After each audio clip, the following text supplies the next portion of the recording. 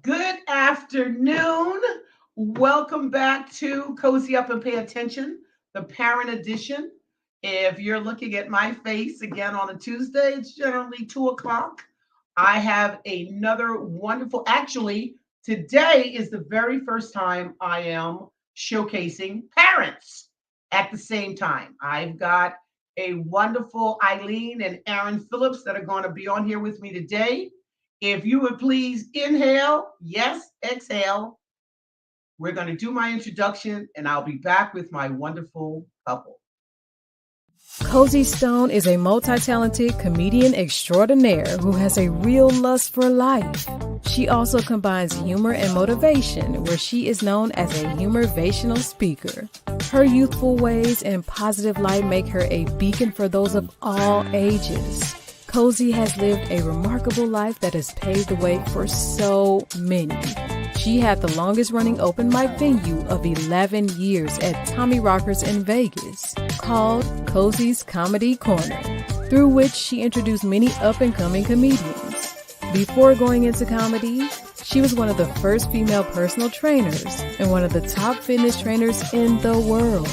She has trained many greats such as Billie Jean King, Roberta Flack, Andrew Young, Ed Bradley, CCH Pounder, Al Pacino, and Earl Monroe. As a former competitive bodybuilder, she also owned a bodybuilding gym for women over 40 in Los Angeles for several years. She has worked in top positions for HBO, Playboy, and Tony Robbins. She also enjoys volunteer work, dedicating time to the New York Foundling Hospital and babies with AIDS. Cozy Stone has a message that shouldn't be missed. Okay, give me my wonderful couple, Dana. Hey guys, Hi. Hi, Cozy. like my shirt? We'll know this was the Christmas show, won't we? That's right. That's very cute. I love it. Anybody who doesn't do that anyway, they have to start doing it. So it's all good. Slaying my name. Sleigh Bell's name. Are you listening? Sorry. No. Yeah. Hold that thought. Before we get started, I always like to say to the audience, make it very clear. We all know that parenting does not come with a manual. We know that there aren't any set rules or practices about being a parent. We also know that the perfect parent does not exist. I know you two think you are. I just know you two that think you are. No, you don't exist. And this show is, most importantly, this show is not about parent shaming. If there's anyone out there that may think you're not doing your best job, or someone told you you're not doing that, but I don't know you. So I don't take it personal coming from me. What this show is about, the concept is sharing the sacrifices and love that the parents on my show have done to produce what I call responsible adults. And what does that mean? Chances are they've completed their education enough that they're out of your house. That may be the ultimate stratosphere for what is responsible adult. And did I do my job well? Yes, they're out of my house. They come to visit. So again, you guys are my first couple. What I like to do is to give the audience an idea of your background. So as I said, we're playing this today to see if I'll do this. If I can do two voices, I can do one. If you can, one of you answer at a time so the mic doesn't get jammed. Ilene, I'll do emails first. Where were your parents born and raised? My parents were born and raised in New York, Bronx and Brooklyn, and that's where I came from, the Bronx. All right, Aaron. Jersey, baby. Jersey all the way. Where in New Jersey? My mom was from Linden, New Jersey, which was my hometown, and my dad was from the Newark area. All right. So I know you just said that, but let me say it out loud because there are no assumptions. So Ilene, you were born and raised in New York. Were you born in the Bronx? I was born in the Bronx. I moved to New Jersey at about a year and a half. And all right. I grew up in New Jersey. And Aaron, you were born and raised in New Jersey. That is correct. Yep. And your parents met where? High school. Wow. I think my parents met actually at a Jewish singles dance. Wow. Yeah. Okay. How old, Eileen, were your parents when they gave birth to you? 2021. Okay. 22. I had to do the math. Sorry. That's okay. That's okay. Were Eileen, that's what we're going to do. Eileen, and then you answer. That's fine. Were you, Eileen, a planned birth? I was a planned birth.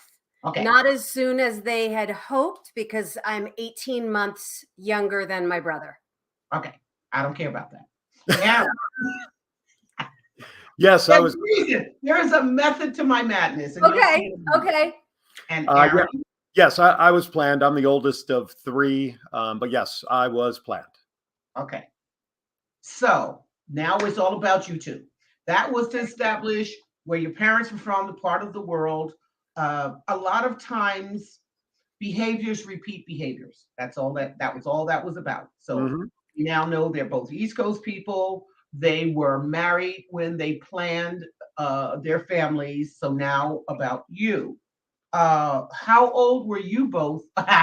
This is funny because I can't say your first child. Wait a Well, you can. There's one 2 minutes apart. So How old were you when your twins were born? I was 30. Ooh, I guess I was too, because she's 2 months older than me. So Yes. oh, that's you're adorable. 30. And again, not to assume, but to ask, yes, you were married when you Yes. planned to have your family. 5 years at the time. We were married for 5 years. Oh, good. All right. Yeah. So what I'm finding out when I ask these questions for the more mature couples, you did something, and that doesn't mean 80. So work with me here. All right, 30 as opposed to 16. Mhm. That fair? Yep. Fair. You knew about life. You've experienced some of life. Chances are you furthered your education, had the education. You planned to have the family, and it just gave you, again, nobody knows exactly how they're going to raise a child, but you had the maturity level. Yeah. Yes. Is that We- safe to say? We chose to get married and then wait 5 years before we had a family to become an us. Got it. That was you're the right there. important piece. You're right there. So Yep. when you two met, you waited 5 years to have kids. How long did you date before you got married? 18 months. Okay. Yeah. All right. So you meet Eileen, you meet Aaron. Did you know within a short period of time that you did want to get married and have children together? Absolutely. You don't want to tell her about your comment in Connecticut? Absolutely. All right. So here's one of my questions, and I'm going to stick with Eileen for a moment. Because I try to tell men all the time, women know. You may think you chose. I believe, this is me putting my belief out there. Men know who they're going to marry. Women know who they're going to date. Mhm. No, When men ask a woman to marry, he figured out that's who I want to be my bride. So Eileen, when you met Aaron, saw him, got to know him, was it his beauty, his brains, or his brawn that you were most attracted to? And let me compound that question. That you also wanted some of those traits or any and all those traits in your child or your children. Beauty, brains, or brawn? Wow, that is so loaded. I honestly was not thinking of children when I met him.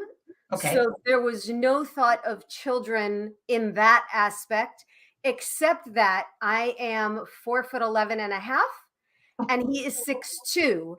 And I just prayed that whatever children we might have would get some of his height. So I wanted his height, but he was beautiful to me. So he was beautiful. All right, Mr. Aaron. And Yes.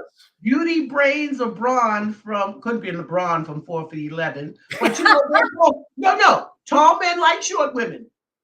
A lot of them, It's right? true. It's true. So, Aaron, what was it about Eileen? And let me and listen to this question, Aaron. Let me go I'm further. I'm with Yes, you. you're already dating, and at some point you got married, and yes, you knew you were going to have kids. Right. What part of her personality traits, character, did you see you wanted as part in your children? Before I answer that, I just want to say this. We met at a party in Connecticut of mutual friends, and we only spent about 90 minutes together before she left with a friend to go to another destination. But I knew right then and there that this was somebody that I wanted to get to know. And a mutual friend gave me a number. We called and we went on our first date 3 days later, simply for a cup of coffee. The day we met, it was beauty, not just physical, but the inside, because we laughed, we joked, we told stories. We found out we lived 5 miles apart from each other and had so much in common. It was ironically pathetic how many times we could have crossed in our lives. Mm-hmm. And I think at that point, you start thinking about destiny, meant to be, things of those kind of things. And so Mm-hmm. when I say beauty, yes, obviously the physical, I mean, the outside and physical, but I knew what was inside as we got to know each other a little more. And so the beauty, both inside and outside for me, and her personality, which is all part of that, was the seller for me, was the closer for me. Oh, honey. You save that honey stuff. So I just had a meeting up with a young lady a minute ago, and I'm going to tell her to watch this show because with the maturity, uh, beauty doesn't fade from the inside. If this is what you're looking for from the outside, and you're answering the question that I want people to hear. Yes, you want a 10, whatever that means. Yes, you want someone that makes 18 figures, whatever that means. What do you like the person? Do you know their qualities? Do you understand who they are from the inside out? And this is exactly what you're saying, but it also comes with the maturity level. And I think with that, if I can just add something to that, when you Please. meet somebody, I think you have to become friends a little bit first to uncover all of that. Then if you're friends and you can get along, then the rest of it builds. I'm telling you, I had this 100%. meeting. I'm trying to help this young lady who's doing whatever. I'm not going to put. And we had this very, again, I will be 70 tomorrow. I learned a Happy little bit. birthday. Thank you. I've learned a little bit, but bull crap. I've learned a lot. And I love handsome men. I do, but I don't care if they're handsome and stupid. I don't like stupid. Exactly. Right. So okay. So the next question is, you're married. You've spent your 5 years together. You decide, let's plan our family together. So Eileen, or both of you, especially in this instance, you don't know what being a parent is. You don't even know what being pregnant is. So the question is, when you get the news, Mr. and Mrs. Phillips, you're going to be parents, was there fear or fantasy? You want it first? I think the beginning was fantasy. The beginning was that excitement of we're going to start a family. We're going to be a 3. No, we said, right. No, we said 3. We're going to be a 3. Right. We're going to have a child that is either going to look like him or look like me. Hey, mom. Hey, my mother-in-law, my father-in-law. Hey, family. Right. We're bringing another child into this world. But wait, there's more. 6 months later, first sonogram. 6 months later. Because remember, her height and my height, we all thought she was just having a monster baby. I was over 10 pounds when I was born. Okay. So 6 months, first sonogram, and they had only heard one heartbeat, everything up to this point. They were on top of each other. First sonogram, and we jokingly went in telling the tech in the broom closet that we don't want to know sex, but ha, ha, ha, we want to know if there's more than one because there's twins on both sides of the family, but not blood related through family, through the female side, which is traditionally where it comes from. So P.S., make a long story short, baby A, oh, baby B. So that fantasy became fear as we sat in the parking lot for an hour digesting what we just heard and calling the family. Oh, they were all happy. Us, we were a ton of bricks waiting to collapse. I think I'm going to interview you guys every day. Yeah, I mean, you're just falling into the answers that Back then it was what everybody had, but so far you two. Okay, so wait a minute again, huh? Back then it was those box car phones. You know, they were okay. I had one. We each had one because we commuted a distance from home to work. And we sat in the parking lot at the doctor's office in one vehicle and just stared at each other like, what do we say? Who do we call? What do we do? And the tears and the laughter and then the tears and that, because you don't know that feeling of, oh my God, I'm not having a baby. The weekend before, we went to the furniture store. My in-laws, her mom and dad bought us one car seat, one stroller, and one crib. That week, we go find out we're having twins. God is my witness. We went back to the same store, and I walked in and I asked the manager, same guy, I said, excuse me, sir, do you offer a volume discount? We needed two of everything. And so that day we doubled our order, and it was crazy. Okay, so Ilene is in the Bronx, Queens with her parents. Aaron is in New Jersey. So when you're bringing your kids up, either while or before, were there anything in your background that you needed to make as one that would be so different? And I'll give you an example. I've spoken to parents. I always use this one because I hear about this one a lot. And one or the other doesn't believe in discipline. Now, it doesn't have to be discipline, but it's like another good question. Go first, Ilene. What is it that you did or did not want your kids to do or not do that Aaron didn't or did agree with? By the time we were ready to start a family, my parents had divorced. Okay.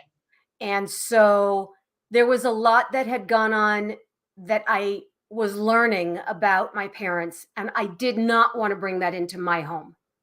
I didn't want to raise my children feeling those feelings. So it was things like that we had to talk through. We both, thank goodness, we both came from Jewish families. His was much more religious than mine, but we found a happy medium for that.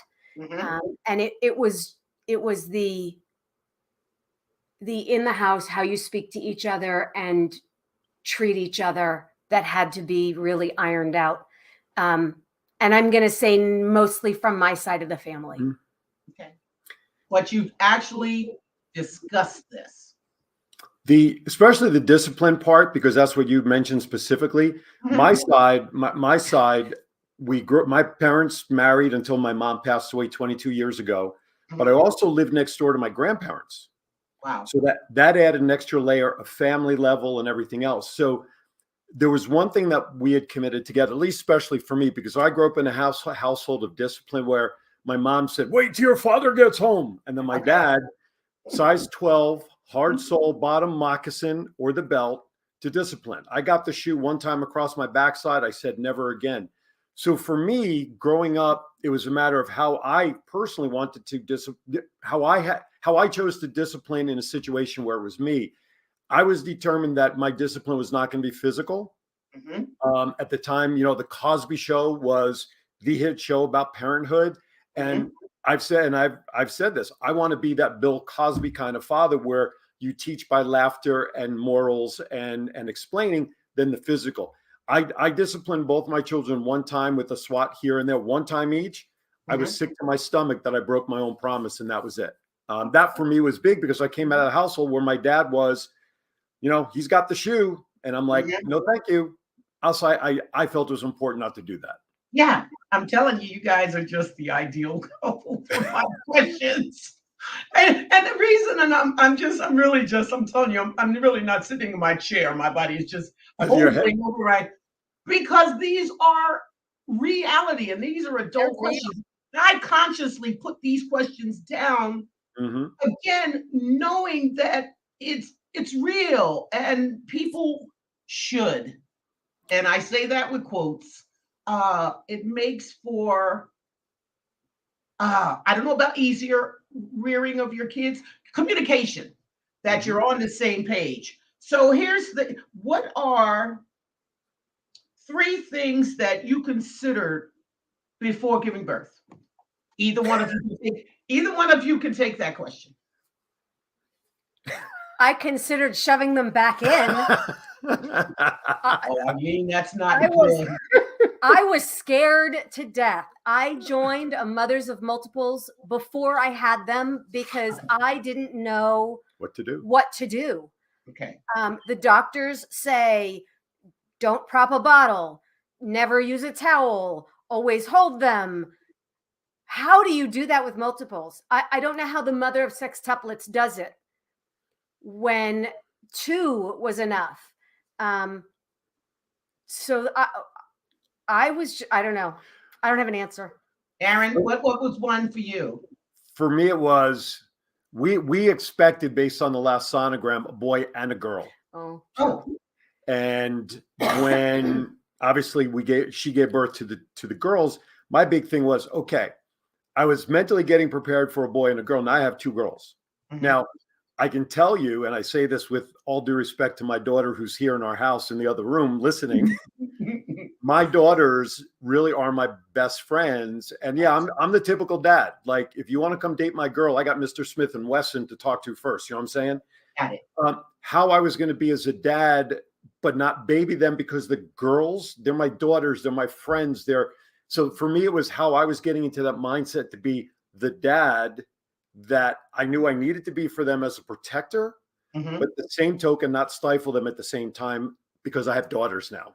Right. And we had a lot of work on that. Yeah, we did. No question. We had a lot of work on that because we grew up with, you're going to do this. And I was daddy's little girl. I was mommy's little girl. You're going to do this. And I did it. That was it. There was no questions. But as I learned about my parents through their divorce, mm-hmm. and through the battles, I learned that was not how I was bringing my children into this world. I'm not going to tell you, you are going to do this. Right. I am going to tell you, you can do several things, but there are consequences, positives and negatives that come out of each of them.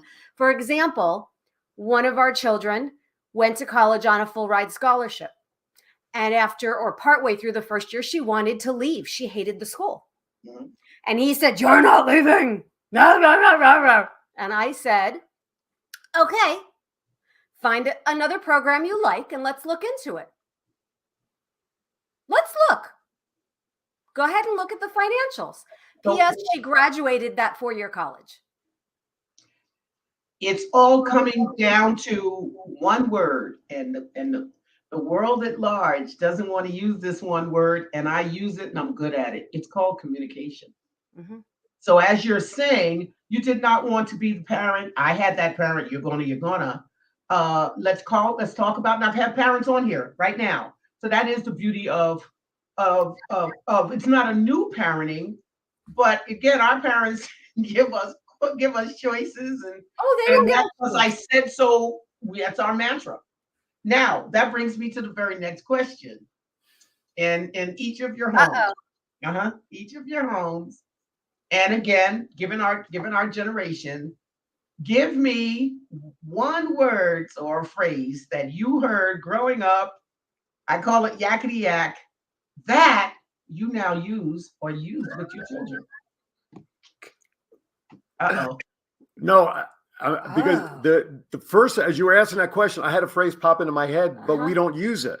So I had to get rid of that one. Well, was there any that you used and only because whether we liked it or not, it was something that were words of wisdom, and it did make a difference in who we are today. Okay, one just popped in, and I know she could probably say the same thing, but I'm stealing it first. Okay, good. You are just like your mother. You are just like your father. Yes. Because with our twins, God bless them with being fraternals, they really have both of our personalities. One is right. Eileen, one is me. And so we use that. You're just like your father. You're stubborn, just like him. Or bottom line is we hear that You're a lot. emotional like your mother. Oh my gosh. Yeah. So those are the lines. And so my question, are those words that you heard when you were being raised by? Okay. Oh, especially for me with my dad, because growing up, I still do it today, and to my detriment, I hold my emotions in. My dad held everything in until that one thing was like a light on the switch, and he would explode. And that's me. Okay. So I've tried over the years to be better and talk my emotions, but I learned that from my dad, unfortunately. All right. Unfortunately, Okay. So we have, as an audience, and we know who you are, where you came from. Let's move forward and get on to the very first question that you chose, Eileen. Okay. Give me, and here's what I'm going to do. I'm going to do either or. The first question is for Eileen. Give me your 3 responsibilities as a parent. I know there are 10 or 20 of them, but give me your top 3 that you think responsibilities. Oh, as a parent. Okay. Honesty. Be honest with me. Be truthful. So I want to teach the honesty. Oh my gosh, I'm stuck here. Top 3 things as a parent. Love. Show your love. Let them know that they're loved, including you.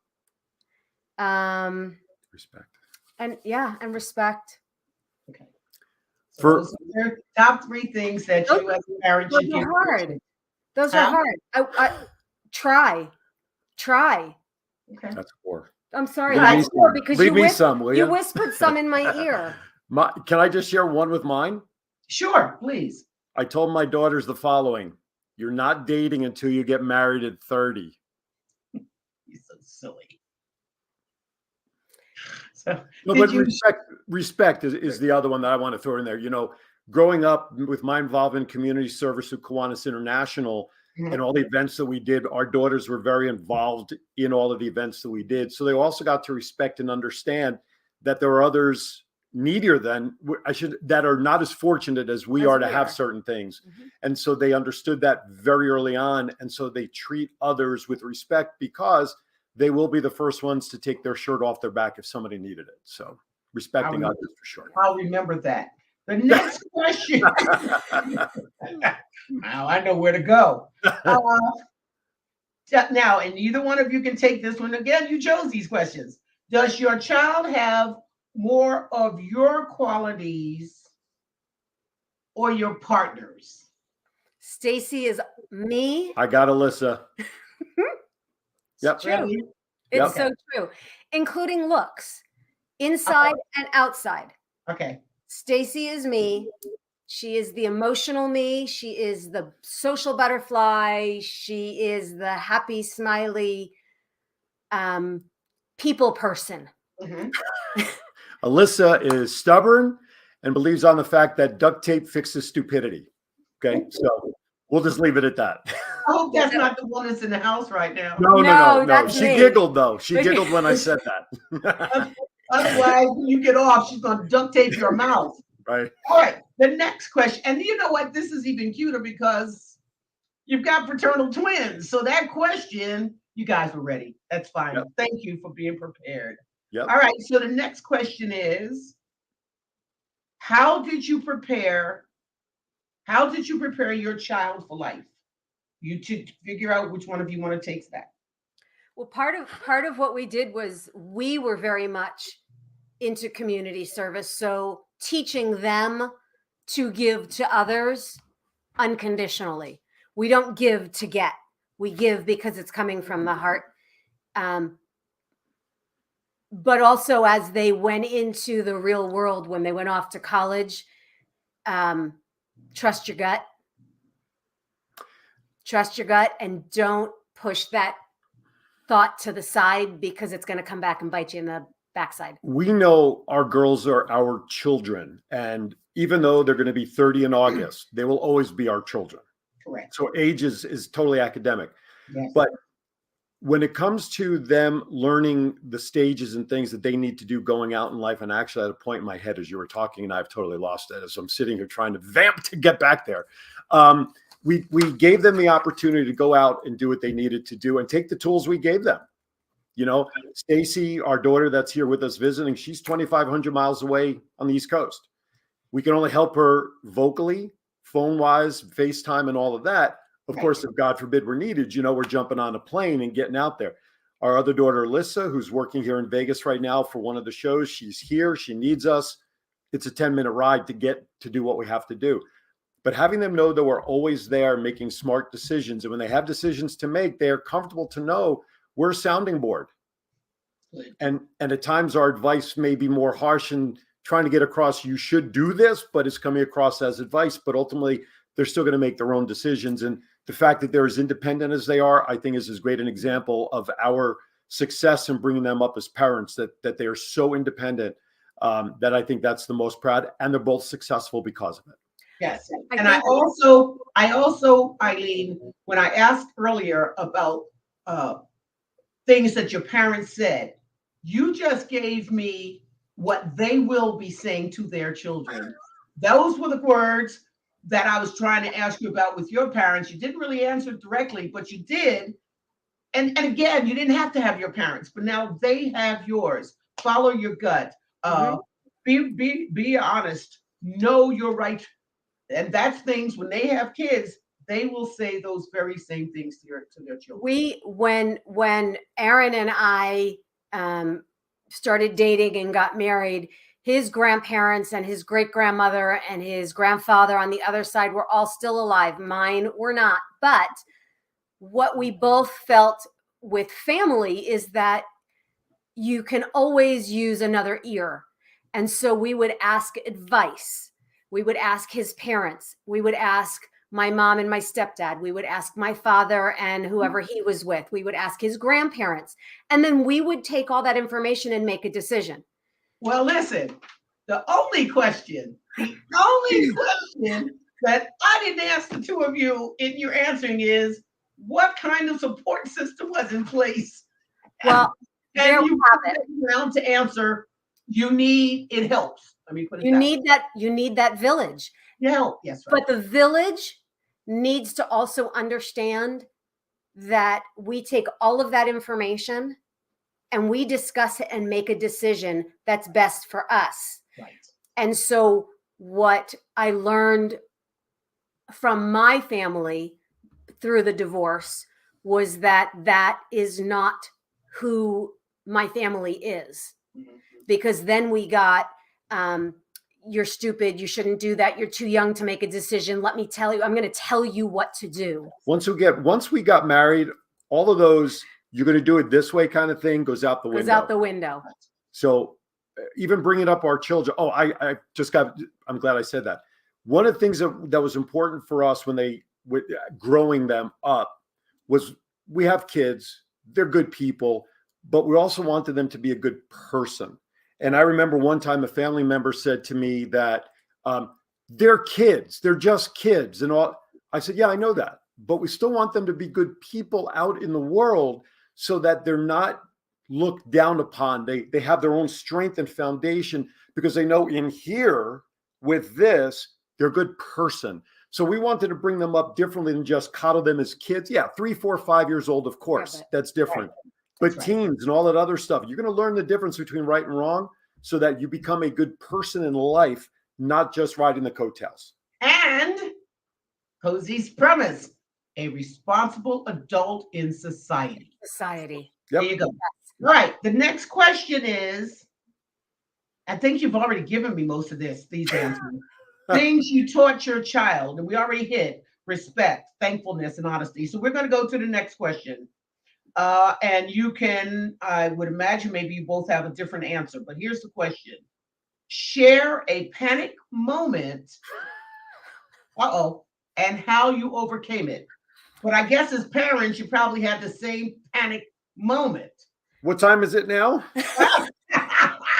No, we actually have two. I only want. We actually have two. We actually one. All right, because we actually have two. One for each. Give me two. So we moved here the week the girls turned 4. Okay. Okay. That following March, April was magnificent, and the girls were swimming in the pool. And Stacy, the one that's here, decided to take her water wings off and go in. And I was sitting on the edge of the pool, and she couldn't swim. And so my panic was, I looked down and there were these giant blue eyes staring up at me and just floating. And I had to yank her out of the pool so she didn't drown. Could you swim? Were you able to swim? Yes. Okay. But she was just holding on to the wall. She was, I was on, no, she wasn't holding I'm saying on. Stacy. She was right there on the wall. She was right there in front of me. Right. But it was those big, darn blue saucer eyes that stared up at me through the water, scared the living daylights out of me. She did not swim without water wings again. Until last week. All right, Aaron, what is one of yours? So ironically, mine is with our other daughter, Alyssa. So we had just brought Alyssa. Stacy was born underweight per New Jersey standards. So Stacy was in the NICU for 2 weeks after they were born. But Alyssa came home with us like a day or two later. So first night, feeding, and you're on the schedule, blah, blah, blah. And it's about 2 a.m. and we hear her burp a little bit, and Alyssa turned purple blue and she stopped breathing. We didn't know what to do because she brought some of the formula back up into her throat. We didn't know what to do. We finally cleared it, but we're like, she's breathing, and she had that snorkel, like you have water in your nose, you kind of have that sound, the gurgle, like, let's go. We jumped in the car. We drove back to the hospital. And I said, I have a defective daughter. I want another one. I have my 90-day receipt, please. So we were in the hospital for 3 hours. The first night we brought her home out of fear of what happened with the milk. Cozy, funnier thing is that the hospital we took her to was the closest hospital to our home, but it's not the hospital that Stacy was in. Right. Wow. So we still had our wristbands on. I was carrying a pillow against my stomach because I had a C-section, trying to waddle my way in without hurting my belly. They thought we were there for her. Carrying the broken baby into a hospital that our other child wasn't at. And we were getting that face that you're making at us, like, what? Yeah. Right. So that's probably the two that came to mind getting ready. So yeah. Wow. Scariest moments of our lives. Can I tell you, this is so wonderful. I think I'm going to do parents from now on. I think I'm going to do couples. I think you helped each other in the thought processing. Your parenting was together, so it just, for me, it makes the show. It has helped the show just be more round and complete. I had someone on a couple weeks ago, and she wanted to take the question. Well, I try to tell my buddies, don't try to rearrange my questions. No. Answer the question the way I ask it, because there is a method to the madness. Oh, and what you both have shown or demonstrated today is, again, to summarize, 2 responsible adults let live their life before time, plan their kids, was responsible, did have a backup plan or parents, the village to help, still came up with your own to raise your own children. The honesty, the respect, the education, the full package of, and it's a big deal, people. Please, when I say this, I am never, ever underestimating or downplaying what being a parent, I'm going to say this because I can. No, a responsible parent is. It's the toughest job. It's the toughest job in the world. It has got to be the toughest job in the world. It's full time. Yes, you make mistakes. Yes, you have panic moments. And with all of that, you'll have your good days. You'll have your bad days. You'll have days you do want to choke the dickens out of them. And then you have days that, of course, you just want to stand there and look at them. And when they're sleeping, they're just these angelic looking people. We're all angelic when we're sleeping, most of us. That's right.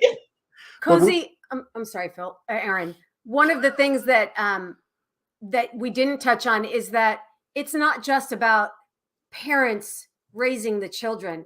it's about the partners raising each other as well, because there was plenty that I took on and learned from Aaron and his family and their ways. Right. And the same thing goes with Aaron and from me and my side.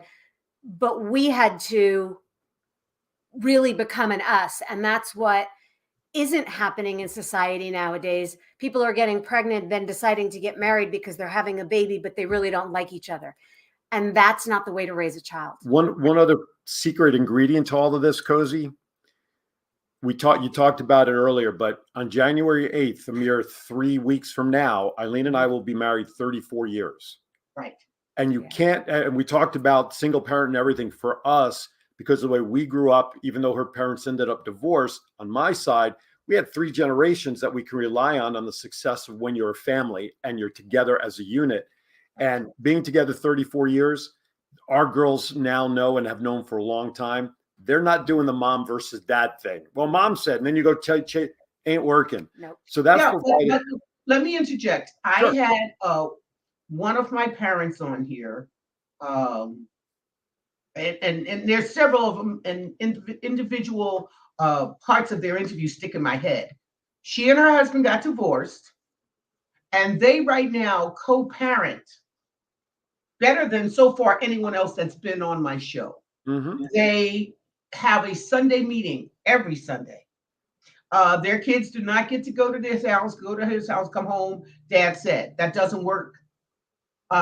There any kind of large purchases. She's married again, and her husband is not trying to interfere with the raising. Yes, he has everything to do with them inside her house.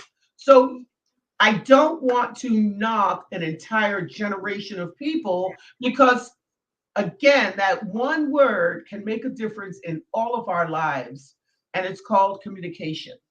And I'll tell you about another one I had on here not too long ago, who is really a big deal in society right now.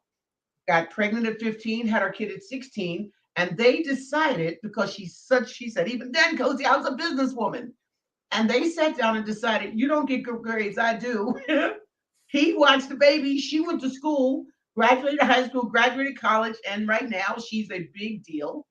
It doesn't matter they didn't stay together, but to raise that first child, she figured out at 16 years old the importance. Every 16-year-old is not the same 16-year-old. Every 30-year-old. Raising a child, people, it's another other. And to take on that responsibility to create another responsible adult for society or for themselves is again, it's just the biggest responsibility ever. It's bigger than running a country. Bringing another human being in this world and making them and giving them the opportunity to enjoy their lives, to enjoy others, to be responsible to others, to help others, to care about other people. God bless you. So let's get to your fun questions. All right. Oh, no. Your question, Ilene, is, would you rather live for a week in the past or in the future, and why? Oh, gosh. I think I would like to live a week in the past, but I'd like to be able to choose those people that are with me in the past. I'm changing my question. Come on. Don't try to do that. Miss. I loved when the girls were little and I could dress them how I wanted them, and they didn't complain and they didn't back talk to me. Okay. I would definitely do a week in the past. That's right. So you didn't take it apart. That is the answer, and that is why. Put it back together. Okay. So, Aaron, your question. Oh, how cute. Oh Lord, obviously look at this one ahead, but it sorely makes sense. Mr. Phillips, what cartoon character would you like to be for a week? I bet you can answer that without me even saying it. There's so many of them. No, I wouldn't have guessed that one. Really, Batman? My Batman? No, I would have made you Daffy Duck. Wow. Wait. Here's a question. Listen to me. Actually, I have Fred Flintstone written down. Is that who it is? I wrote. Batman Well, I took or Batman, Fred Flintstone. but if you would laugh at or Batman, Fred Flintstone. but if you would laugh at Batman, I had Fred Flintstone because No, no, no, no. he's a true cartoon character, but he's a family man. But he's a family man. Wait, was Batman? Batman didn't start off as a cartoon. No, well, he first appeared in a comic book. Oh, did back he? in the day. Yeah, he was a comic book character like in 50, 60 years ago by Bob Kane. Okay. But he's more of an action hero. But a true cartoon, I actually wrote down on the in prep Fred Flintstone because he's a family man. He did anything and everything he could to better his family. He made mistakes. He learned from them, moved forward. He was diligent in his responsibility to work and everything, and his friends with Barney. So Fred Flintstone would be the cartoon that I would actually select as my character. Is that good? Yes. Yabba dabba doo. Oh my God. Ricardo. No, that make you Wilma. Oh, okay, Pete, folks. Thank you. Thank you. Thank Cody. you for giving us, the world at large, two more wonderful people like yourselves. Thank you. Thank you. Thank you for giving us two more who will produce 2, 3, 4 more. Who knows? If you're lucky. They better. They will. It generally, well, if they're as wise as their parents in choosing wise as their parents did. And I think sometimes that does follow suit. Yes. Merry Christmas. Happy Hanukkah. Thank you. Thanks for making me feel so good. Not only do I feel good every week when I do this show, but you guys today, I can't tell you how much time and effort I put into these questions because I can't stop thinking. It's something I love to do. I love to think. And I love to think I ask the right questions because I know, no, I don't know this. Generally, I believe if you ask the right questions, you'll get the right answers. And that's why, no, I will not let you take my question and run with it. Okay? I will not let you take my question and turn it to what you want it to be. So the few people who have come over here, come on here. It's always women. Don't worry about it. You have made this so enjoyable. This is one of those rare times where being on the other side of the microphone that I've enjoyed probably the best because I wasn't talking about that other stuff that I do like you do, because obviously, you and I are on the same page with that. And for me to talk as myself, as a parent, it's kind of nice to be able to be on this side of the microphone and answering questions like we've just done, and thoroughly enjoyed it. Yes. Cozy, you and I have known each other for an awful long time. You know, I love you and thank you for the opportunity because no one has really ever approached us in a forum like this to talk about what it's like to be a parent, because it is a tough job. You're still learning every day. And this has been one of, for me, the most enjoyable interviewer opportunity, answering the questions that I've ever had. So thank you for the opportunity for this and to do it with her. Yeah. This is so far out of her box. I can't begin to tell you, but to do it together is great. Really? I would not have thought that. Thank you. Thank you. When I see you guys together, I see the team. I see the spirit. I see the love. And I had no doubt that you were going to do exactly what you've done today. It's just nice to feel that you have a clue. I know I have a clue. I do not know all the answers, but doggone it, I know a lot of them. And I'm not going to give that up. It has nothing to do with ego. Again, I just simply pay attention. And before we go off, it's Christmas time. And it's, yes, I keep forgetting to do this, so don't laugh at me. Me too. It is time to have some stocking stuffers. So if you think I pay attention, I've paid attention to put this show together, these are some one-liner quips from Cozy Stone called Cozyisms, the art of paying attention. And it is accompanied by some wonderful art of some friends of mine. So you will get a visual stimulation. You will get the mental stimulation. And yes, daggett, I am funny. And a lot of them, they're worded in that if you don't pay attention, you won't get it. You won't get it. Thank you for your time. Have a great holiday. Be careful Thank out you. there. The idiots are visiting for the holidays. Yes, they are. And I will see you soon. God bless you both. Thank you, Cozy, Happy and New Year. happy Thank you. birthday. Love you. I love you.